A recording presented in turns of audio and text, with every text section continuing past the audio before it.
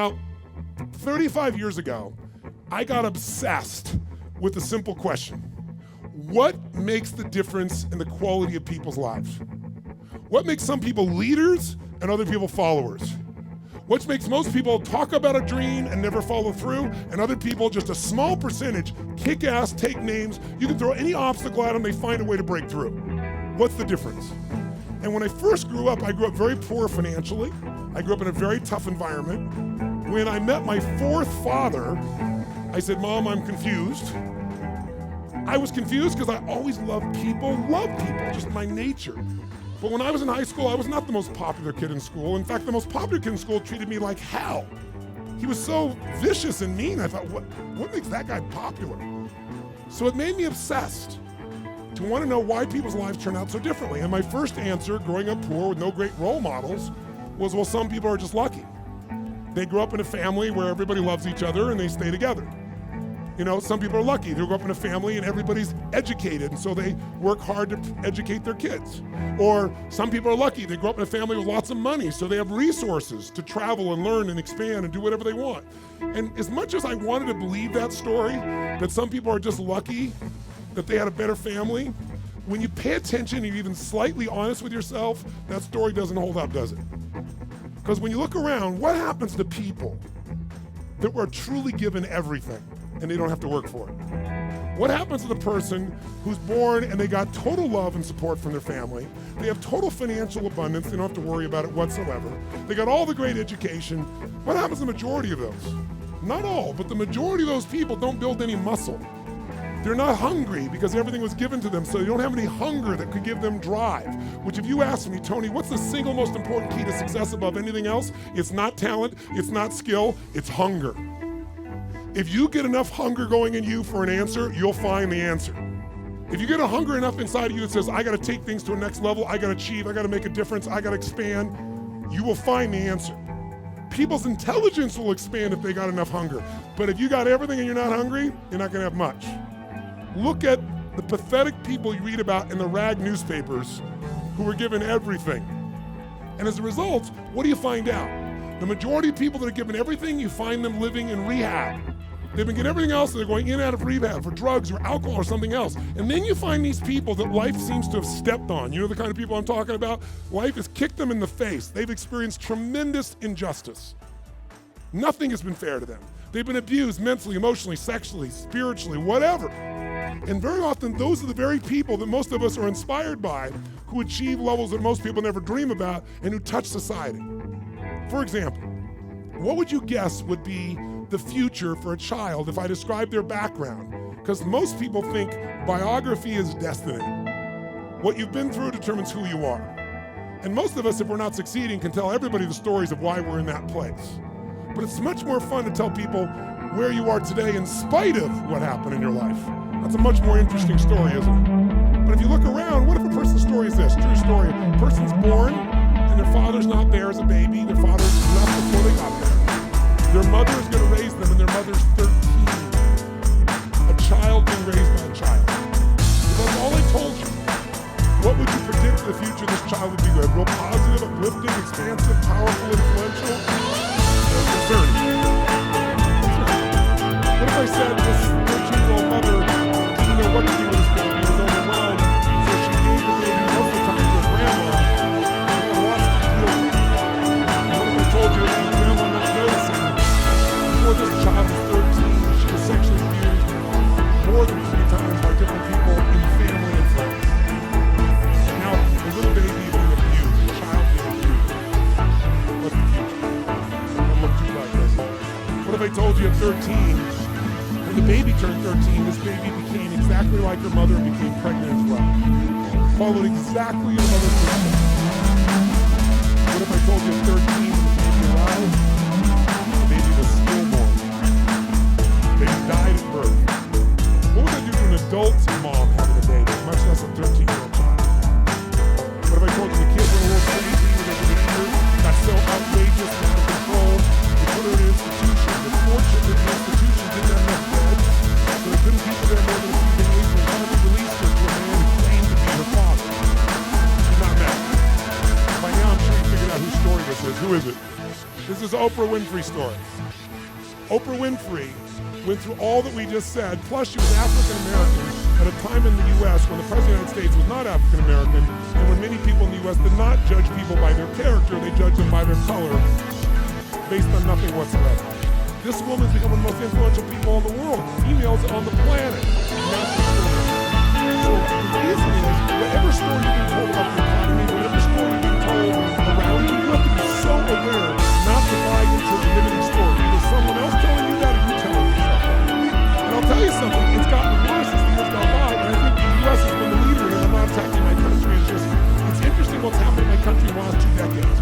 Some of you may be old enough to remember 20 years ago when things started to change, because America likes to export their stories. So I think many of you, if you're around them, can remember there was a story of 2 young men who killed their parents in Los Angeles. Their names were the Menendez brothers. Does anybody here remember that story, the Menendez brothers? Keep your hands up so I can see a sense. Got quite a few of you can remember the story. If you didn't know the story, it's about these 2 young men. They killed their parents, their mother and father, at point-blank range with a shotgun. Murdered them in cold blood. But when they went to a jury trial, the jury couldn't decide. They admitted they did it. They admitted it. But they said, but our parents were abusive. And so the jury literally was deadlocked. It took 2 jury trials to convict them. Now, all because they were abused. Well, many people are abused. They don't kill their parents with shotguns, right? See, if you and I are going to be successful, we're never going to get it by blaming somebody else, including God. People say, I'm poor because God wanted me poor. I'm fat because God got me fat. No, you're poor and fat because you sit on the couch and watch TV and eat Cheetos all day. It's not God's fault. So what I'm suggesting to you and I have to come up with a better story. A story that can make things work. So now I want you to tell me the truth on something here. Tell me right now. Who here in this room has ever failed to accomplish something that really matters to you? We all know we failed at something. The first time I ever asked this question on stage was spontaneous. I was in this group called TED, Technology, Entertainment, and Design. And I asked everybody in the audience, because they're all multi-billionaires, the guys that started Yahoo, the guys that started Google, this really unique group of people. And then there's darkness. And they weren't responding, so I said, let me just ask you a question. How many of you have ever failed? No one raised their hand. I said, thank you for your full participation. How many of you have ever failed? They all raised their hands. It's great. When you failed in the past, why did you fail? And this is where you hear people's stories. Remember why I'm telling you this? Because I want to tell you right now, you might write down something. Change your story, change your life. We all have a story about why we are where we are. If you're not where you want to be in your life, in some area, like maybe your body's great, but your finances aren't, and your finances great, but your relationship sucks, or doesn't, or whatever. The bottom line is, you've got a story why it's that way. And the story we tell ourselves protects us from pain. It gives us a reason why it's not our fault, or it's going to be okay in the future. But the story that protects you also imprisons you. It keeps you from changing your life. So in order to create a change in your life, you really truly got to change your story. You got to shift your story. You got to find a story that's going to empower you, a story that's going to strengthen you, a story that will push you beyond anything you've ever done in the past. So the story most people have, and that they have these TED piece was, I said, why have you failed in the past? Didn't have the money, didn't have enough time, didn't have the right resources, didn't know the right people, didn't have the right contacts, didn't have the technology. Some people said we had a lousy leader. The leader said I had lousy people. Isn't this stuff that people tell you? And then in the darkness, I heard this voice say, I didn't have enough Supreme Court justices. And I looked into the dark room down there in the front row, and it's Vice President Al Gore, who lost to George Bush, and the whole crowd, I was in Northern California, it was a Democratic crowd, so they all stood up and cheered like crazy. And when they're done cheering, I just stood there and I said, that's one way to explain why you didn't become President of the United States. You didn't have enough Supreme Court justices. But I might suggest there might be a different reason. And everybody was like quiet, going, what's he going to say? And I said, let's look at everybody else first. Those of you who told me you don't have the money, you don't have the time, you don't have the education, you didn't have the right people, didn't have the right skills, didn't have the right technology, didn't have the right Supreme Court justices, or enough of them. I would submit to you, you've all told me the reason you failed is you didn't have the resources. Time is a resource. Money is a resource. Technology is a resource. Knowing the right people is a resource. And I said to the audience, here's my experience working with the most successful people on the face of the planet, athletes, presidents of the United States, multi-billionaires. Here's what I know from them. Resources are never the real problem. A lack of resourcefulness is the real problem. I'll say it again. Lacking resources is not the problem. Lacking resourcefulness is the real problem. What I mean by that is very simple. The ultimate resource is human emotion. What starts wars? Is it logic? Hell no, it's emotion. What makes you get married or get divorced? It's emotion. What will make you stay up all night working to build your business? Emotion. What will make you give up? Emotion. If you don't master your emotions, if you don't become resourceful, then you're going to think the problem is resources. Because I'm here to tell you, every great person I know didn't have the resources, but they got them because they're resourceful. And what that means is, if you're creative enough, creativity is an emotional resource, can you find an answer to the problem, yes or no? If you're determined enough, can you find the money that you don't have? Can you find it, yes or no? If you care enough and get other people to care with you, can you get them to help you, yes or no? If you are bold enough, if you're strong enough, if you're disciplined enough, can you get yourself to do things other people cannot find a way to do, yes or no? See, the ultimate resource is resourcefulness. And I tell you that, my friends, because I grew up with no resources, but I became very resourceful. And that's why I have the privilege to be with you today. And I said, sir, you, Mr. Vice President, I watched you speak last night, and the previous night you'd spoken to this exclusive crowd, and you'd spoken on the inconvenient truth. It was the first time you did that speech in the meeting room, and he was so passionate. You never saw him passionate. He was passionate. He grabbed everybody. People like him, people like him. And I said, let me tell you something. You said you know the Supreme Court justices. Here's the truth. I watched the debate with you and Bush. I wanted to vote for you, but I couldn't. There wasn't any energy. There was just ego there. I said, I watched those debates. I said, if the guy that was up here last night was the guy in those debates, you wouldn't need the Supreme Court justices. And the whole crowd went berserk. They started clapping, standing ovation. And he came over to me a little high five. I said, you're right. And we became good friends out of it. And people came to me afterwards, the guys from Kleiner Perkins, multi-billionaires, they took me to dinner and they go, we've all been thinking that. No one would ever say that. How could you say that publicly? I said, because it's the truth. They go, yeah, but no one said it. And guess what? The truth is, I don't care where you are today. I don't care if you're totally broke and getting here was a huge stretch for you. If you can find the hunger inside of you and you can remember, I don't need resources, I need resourcefulness, that'll get me the resources, then anything you dream about you can make real. But the minute you forget that, you come up with a story that goes, I don't have the money, I don't have the time, I can't do it, it's too far away, that's what's gonna kill you. Change your story, change your life. And we all have a story because we're afraid, all of us, to fail. We're afraid to not look good. We're afraid to be disappointed. We're afraid to get our hopes up. But the only way that you get courage means you're afraid, but you do it anyway. It's not courage if you're not scared. And so there's gonna be people talking here the next few days or today that they're gonna give you some great strategies. Whether you do it or not is not gonna be based on your ability. What you're capable of is amazing. What most people will do is disappointing. It has nothing to do with the content of what needs to be done. It's everything to do with the mastery of your own states. So here's what I believe. My passion is not just get up and talk. My passion is get people to rewire themselves. So how many of you came here not just for information? How many came here for some breakthroughs? A breakthrough means a new quality of life where things that were impossible are possible. Who's with me on this? Say I. So let me give you 3 keys to a breakthrough.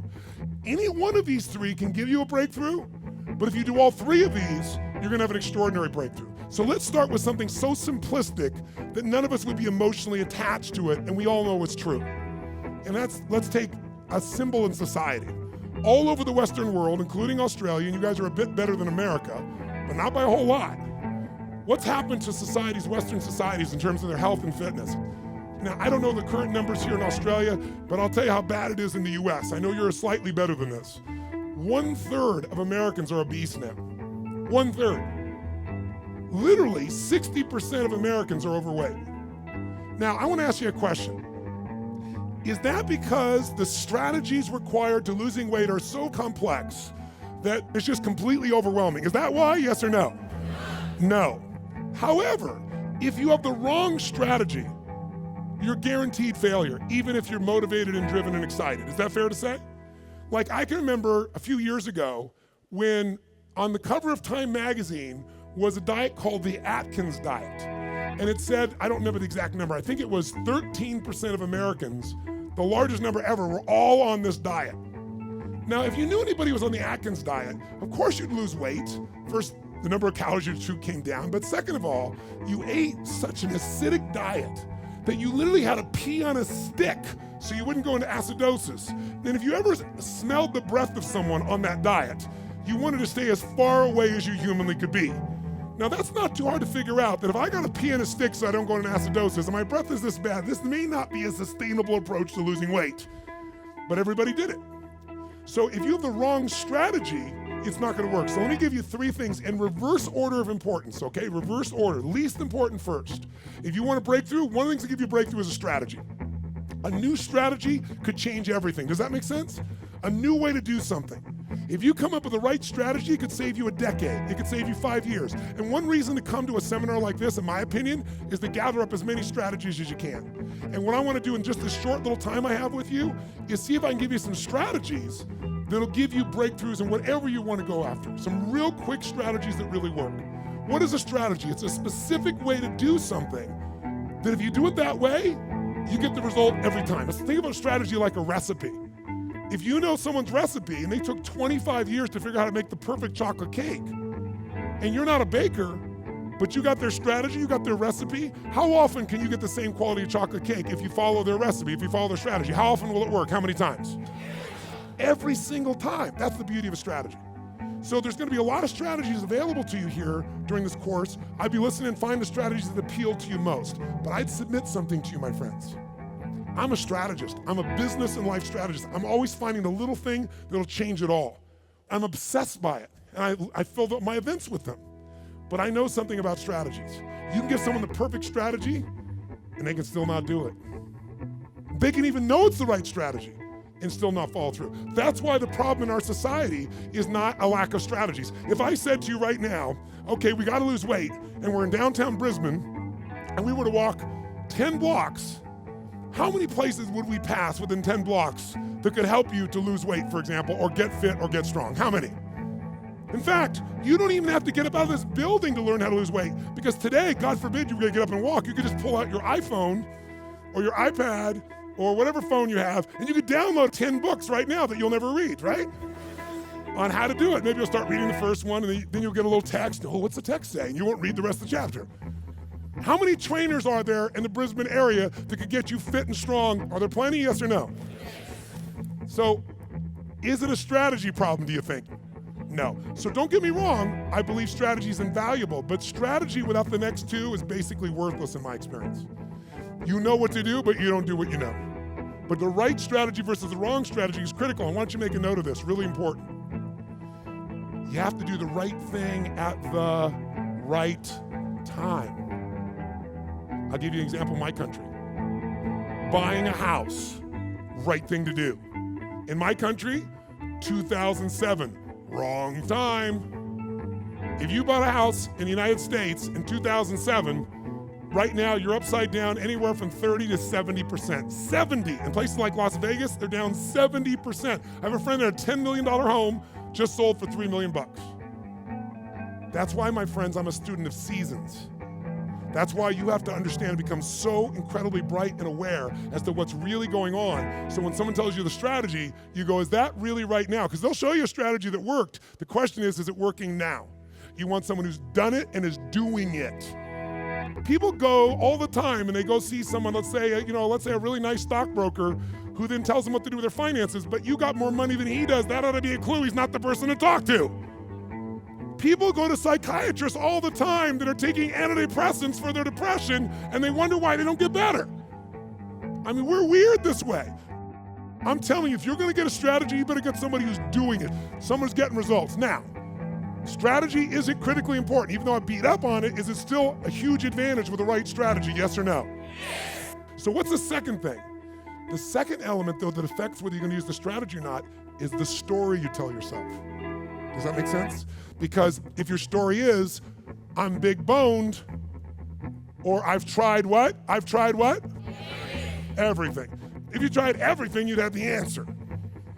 Right? But when people say I tried everything, what does that do? It makes your brain go, see, I've tried everything. There's no reason to try anymore. It's not my fault. I'm just big boned. I just have low metabolism. right? It's just, I've always been this way. And by the way, people's stories are often true, but they're not effective. It may be true that you have low metabolism. It may be true that you're big bone, but that's not why you're fat. It's because you're doing nothing to change your metabolism. Make sense? Or I don't have a relationship with a great man or great woman because all the good ones are gone. Or they're gay and I'm not, or I'm gay and they're not, something of that nature, right? Isn't that a common story people tell themselves? And what does the story do? It kills your hunger, it kills your drive, it gives you a reason not to face the discomfort. We've all lived in a society that has trained us since we're this tall now. Most of you, by the time you're 21, saw 2 million commercials and had to instantly get out of pain. Instantly out of pain. You know what the problem with getting out of pain is? It takes away the purpose of drive. How many of you know somebody who takes antidepressants right now and they're still depressed? That's because they have the same story. Even though they changed their biochemistry, the same story brings them to that lousy place. If your story is, I don't have the resources, that story is gonna kill your future. If your story is, I can get any resource I want, if I find a way to add enough what? Value to other people's lives, then you can get the resources. It's so amazing. I don't know, because in Australia you don't have a lot of places to go, I know there's a few, but how many of you in this room ski or snowboard? In skiing or snowboarding, if you take up the sport and you get on a really vicious hill, what they call a black diamond hill, there's edges where if you don't stop, you go to the edge and you'll die. And what happens is when you're brand new and you're starting to skid out of control, most people slam themselves on the ground and try to hang on to the hill for dear life. And those are the people that will never master skiing or snowboarding because they let their fear of the edge push them down. The person that goes, I'm gonna dig in, I'm gonna work even harder, I'm gonna carve. It's scary as hell, but I'm gonna stay with it. They learn to carve. Those are the people that have skiing or snowboarding be something they love for the rest of their life. Your story is everything, my friends. And by the way, I'm not lecturing you. I'm sharing with you because I've learned by my own stupidity. That's the only reason I can share this. But you change that story, you'll change your life. Give up the story that limits you. It may even be true. You may have ADD. You may have been abused as a child. It may be true. But that story is not why you don't have great relationships or a great business now. You don't have great relationships or great business now because you're so afraid of trying and failing, you keep telling that story instead of taking action. Third key, the most important key. Because by the way, if you come to somebody and you go, well, I'm big bone, and you go, that's just your story. They're going, I'll show you a story, I'll beat you to a pulp. We have to do this to ourselves. But if you are gonna help someone change, including yourself, you need the third element, the most important element, and that is you need the right state. State, or Australians call state. State. If you're gonna have the right state, then what you have to understand is your state determines how you think and feel, right? How many of you in this room can remember a time when you got really angry at somebody? Do you ever notice when you're really angry at somebody, suddenly you remember everything they've ever done? Because when you go in that angry state, it makes you take the parts of your brain that relate to a story that supports that state. On the opposite, how many of you in this room can remember a time in your life when you fell head over heels in love with someone out of your mind? How many can remember a time like that? Say I. It's been a long time for some of you. Is that all the, make the sound of head over heels in love. Go ahead, make the sound. Is that short-lived for you? Let's try this. Ever been so head over heels in love you couldn't stop thinking about the person, you wanted to make love to them every moment, you're just dreaming of them, you felt them wanting you, you wanted them, you're out of your mind. Make that sound. What does that sound like? Go ahead. Much better, much better. See, in the beginning of a relationship, when you love somebody, what will you do for them when you love somebody? What will you do? Anything. If they say, would you take out the trash? You go, take out the trash. Right? But after 7 weeks, 7 months, or 7 years, or 70 years, somewhere in that range, something clicks different in you and they go, could you take out the trash? You go, what do I look like, your janitor? And they go, I don't know what it is. We used to have so much passion. Where did it go? I'll give you a clue, write this down. If you do what you did in the beginning of the relationship, in the end of the relationship, there won't be an end. If you do what you did in the beginning of the relationship, in the end of the relationship, then there won't be an end. How long have you two been together? A year. 20 years from now, there'll be no worries for you two. He's got his arm around her. They're snuggling, they're connected. They're in the middle of the seminar learning and they're totally connected. Do what you did in the beginning of the relationship, at the end of the relationship, there won't be an end. It's so simple. That's the difference in state, isn't it? Because when you go in a different state, you come up with a different story about your partner and then use different strategies that aren't very good. If you're in a great state, great story, great strategies, you tend to maximize. Is this helpful?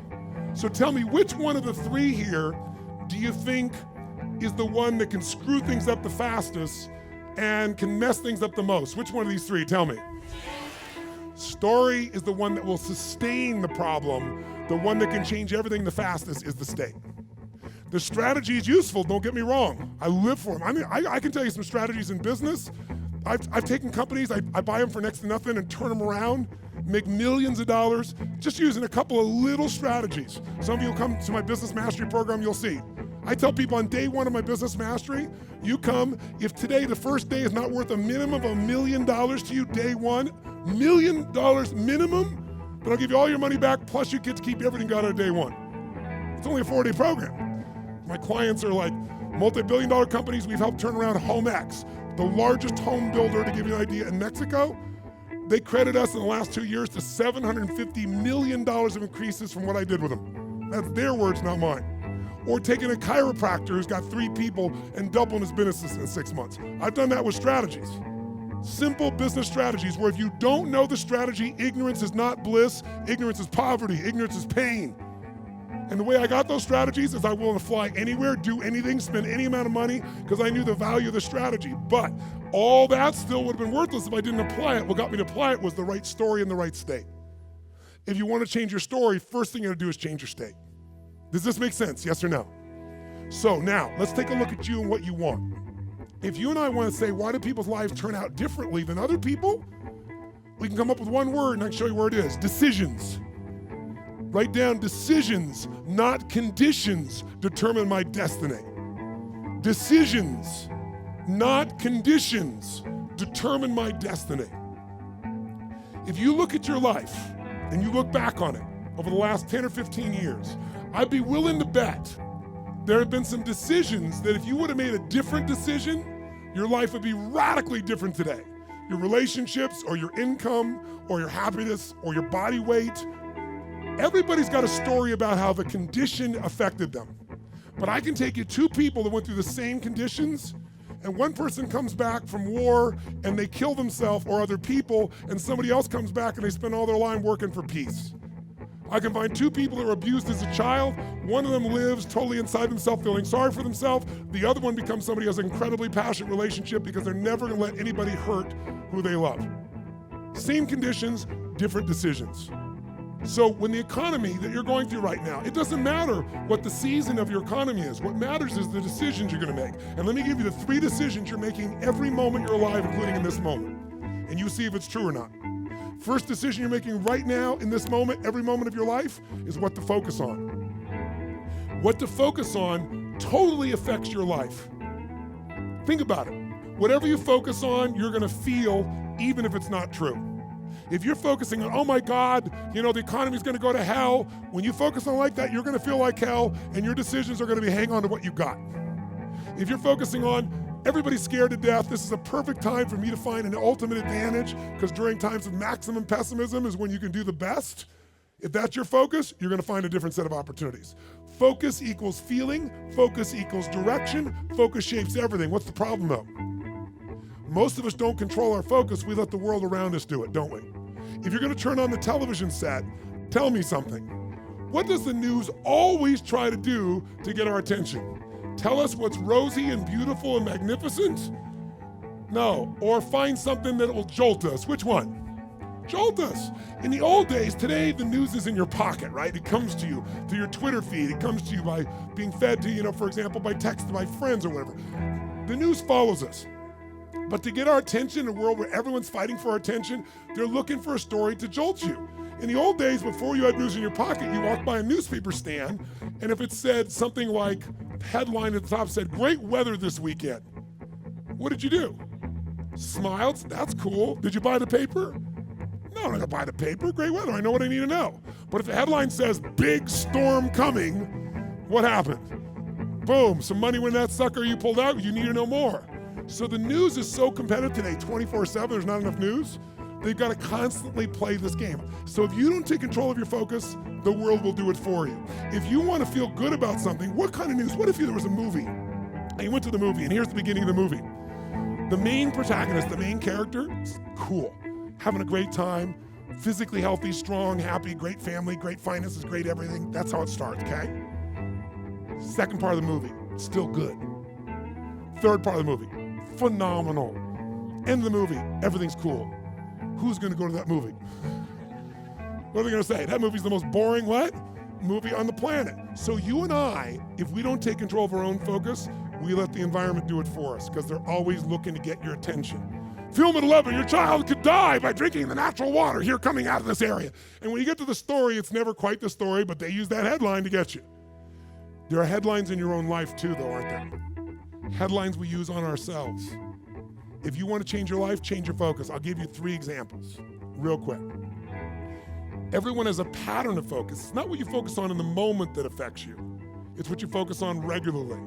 So for example, do you tend to focus, personally you, on what you can control or what you can't control?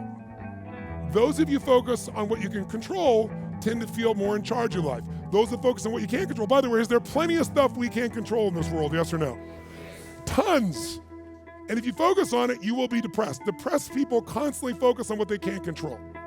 Second, and it doesn't matter what drugs you take, if you keep focusing on what you can't control, you're gonna get depressed. If we add 2 more, here's another pattern. Do you tend to focus on what you have or what's missing in your life? The tendency today is what's missing, and sometimes we make up what's missing. If you focus on what you have, when you're focused on what you're grateful for, how does your life feel? When you start thinking, oh my God, look at how I'm living. I mean, the worst Australian person who's having the worst, toughest time is having a better time than 90%, I should say more like 80% of the planet. Because about 80% of the planet lives on $2 a day. Most of us, our worst nightmare is somebody else in the world's greatest dream. But if we don't focus on what we have, when we focus on what we're missing, you're gonna feel like hell. And don't get me wrong, sometimes focusing on what you're missing will give you some drive. Cool. But you just gotta balance it out. People are depressed, always focus on what they can't control, always focus on what's missing, and here's the third one they have. Third one, and by the way, most of you have one of these, maybe 2, not all 3. If you have all 3, I know you get depressed pretty easily, okay? Third one, do you tend to focus on the future, the present, or the past? Now, we all do all 3, right? But which one do you tend to put more focus on, the future, the present, or the past? What is it for you? Just say it out loud, quick. Future. Now, in this room, you hear a lot of the future, which in my country is called future. And most of you came here because you're interested in the future, aren't you? Isn't that why you came here? That gives you an advantage, doesn't it? Because most people tend to look at the past. If you're focused on the past, since you can't control it, it's gonna probably, many times, lower your energy or even depress you. If you focus on the present, you'll probably be happier because the present moment's got more to it. A great business person looks at the future and the present, back and forth. A great happy human being tends to live in the present. A miserable human being tends to live in the past. Now, there's some exceptions. If your past is the best part of your life, you might want to spend more time there. But the problem is, if you're trying to drive yourself into the future and you're using a rearview mirror called the past, what's gonna happen, my friends? Tell me what's gonna happen. You're gonna crash. You're not gonna go backwards, you're gonna crash. Make sense? So these are just 3. I could give you so many more, and if you decide to come to the seminar, we're not just gonna tell you this, we're gonna work on it, but I wanna at least make you aware of it. So if you catch yourself focusing on what you can't control, go, okay, of course I can't control this, but this is what I am in charge of. This is what I can control. I'm missing this, that may be true, but here's what I do have. That will shift your state, which will then allow you to come up with a better what? Story, which will then get you to possibly be able to use a better strategy. Here's the second decision you're making right now as you're sitting here. Second decision, as soon as you focus on something, you now have to give it a meaning. What does this mean? What does this mean? So for example, is this problem in your life a problem? Is it God punishing you? Would it feel different than if you said I have a problem versus God's punishing me? Or is it a challenge? Or what if it was a gift? What if this problem was truly a gift? Would it change how you felt, the state you're in, the strategy you would find, versus if you thought this was a curse? You better believe it. And every moment we're making decisions, once we focus on something, on what it means. Were you just humiliating me? Were you teasing me? or you're challenging me. Whichever one you come up with is going to change a very different relationship between you and I. And it's all what you make up in your head, the meaning you give it. Is this the end or the beginning? If you think this is the end of a relationship, are you going to treat the person the same way as if you think it's the beginning of a relationship? Yes or no? If you think this is the end of your career, the end of opportunities to invest versus the beginning of them, then your whole experience is different. If your economy really were to take a huge explosion and take a huge drop down, it would be one of the greatest opportunities of your life. The fact that it's no longer growing geometrically is an advantage to you, if you understand that. Because by the way, you make more money when things burn down than when they grow because they burn down faster. It takes years to build the towers in New York, burn them down in a couple hours. And if you're smart, you can know how to do well no matter what the economy is doing. That's really the skill set you got to master. But none of that will you get to unless you can come up with an empowering meaning from the situation. That's what makes somebody successful. What makes Oprah Oprah is she focused on what she could control. Oprah focused on what was possible, what was in the future, and how she could do something right now to make it happen. Oprah mastered meaning. She didn't say, I'm African American, I'm poor and I'm broke and I have no resources. She goes, I'm a tower of power and I'm gonna find a way to make this world change. Those belief systems got her, those states and beliefs, to the strategies that made her Oprah. Make sense? So, the piece here is meaning. What does it mean? And then the third decision you're making right now, and again, when I say you're making it, be honest. You may not be making these decisions consciously. They may be being made in your unconscious just habitually because you're not paying attention. That's why you and I want to change our life. We got to wake up. So we decide what we focus on, we decide what things mean, and then the third decision, we decide what to do. What to do. Do I quit or move forward? Do I go interview this person and figure out what they know, or do I just go home and have lunch? Do I enroll in this course so I keep growing, or do I go home and say, let's just see how I do? Your decisions are going to be affected. Do I stay married or do I get divorced? Do I walk up to that person and say, I want to meet you, or do I just stay here and go, maybe it's not the right time? Your decisions of what to do are powerful.